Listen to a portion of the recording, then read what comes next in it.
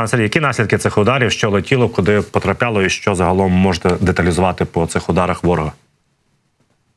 Якщо ми говоримо про ранковий удар ворога, він був нанесений з допомогою тактичної авіації, це саме ракетний удар. На жаль, є влучання, але це влучання є, скажімо так, на ту локацію, де зберігалася автомобільна техніка, яка вже давно вийшла з ладу, не функціонує.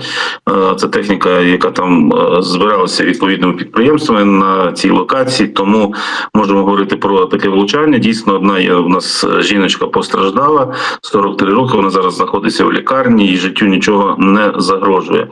І якщо ми говоримо про руйнації, то наразі відомо про те, що приблизно 30 житлових будівель, це будинки, де люди проживали, вони постраждали. В деяких квартирах навіть впала стеля, вибито шибки, скло. Ну, це зрозуміло, тому що дуже значна така була вибухова хвиля.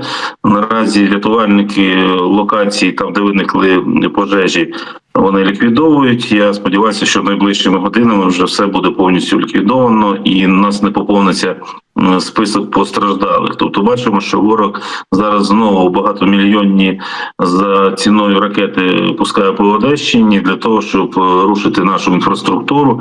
Добре, що попали туди, де люди не знаходилися. Але ворог атакує саме житлові квартали, тому що ці локації, вони у густонаселеному районі Одеси.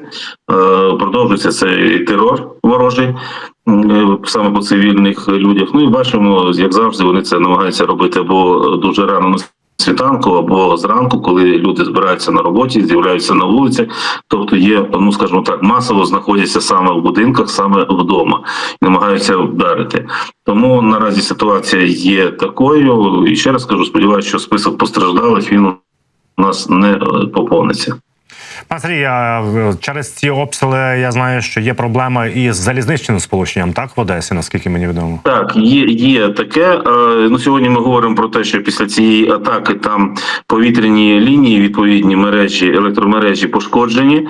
Зараз енергетики працюють, зрозуміло, що в такому дещо авральному порядку, хоча з іншого боку аварійні бригади, вони завжди є на місці, а в разі виникнення от таких ситуацій, особливо після обстрілів, є додатковий штат, який виводиться оперативно на роботу. Зараз поступово світло повертається і до одеситів у тому числі. Якщо ми говоримо про затримку там залізничного транспорту, мова перш за все йде про приміське сполучення.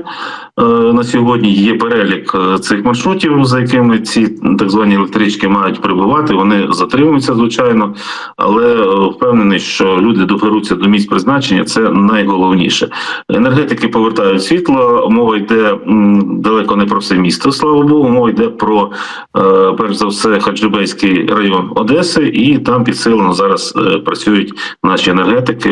Не сумніваюся, що, як завжди, героїчно, без перебільшення виконують свої обов'язки. Пане Сергій, якщо говорити про обстріли з боку росіян останнім часом, чи можемо говорити про те, що вони якось стали інтенсивнішими?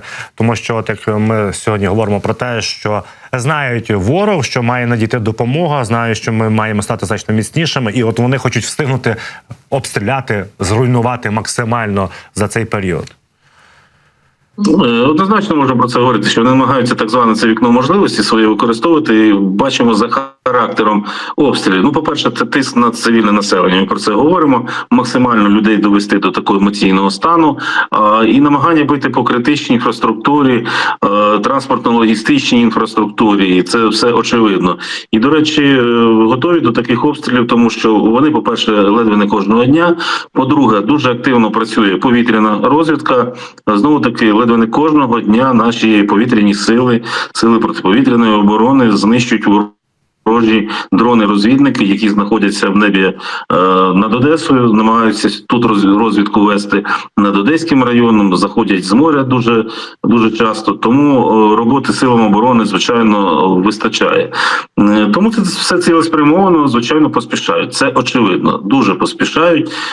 Ви бачите, що на Одесу атаки йдуть навіть не по одній. Вночі це можуть бути дрони, на світанку це можуть бути ракети або комбіновані якісь атаки протягом дня. Мені зараз навіть легше назвати, можливо, якісь дні, подивившись на календар, коли Одесу або Одеський район не обстрілювали.